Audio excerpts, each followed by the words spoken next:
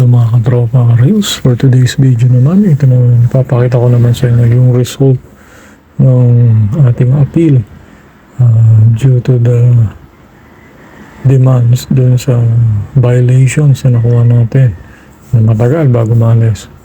So yun nga, marami nagsasabi delete mo na yung Facebook mo, hindi ka na magiging monetize. So that's not true, alright?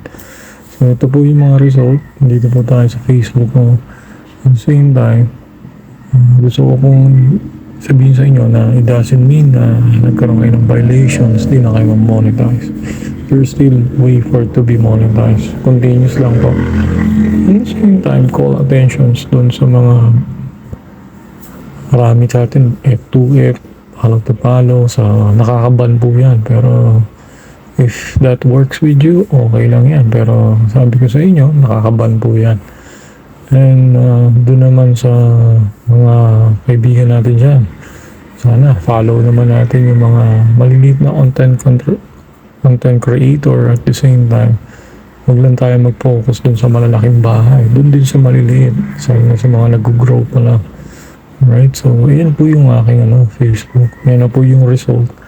Yung appeal ko, since matagal din po bago maalis, almost 3 months bago maalis yung mga violations niya. At the same time, continuous lang. So, ang ni Facebook sa akin, pwede na ako mag-earn.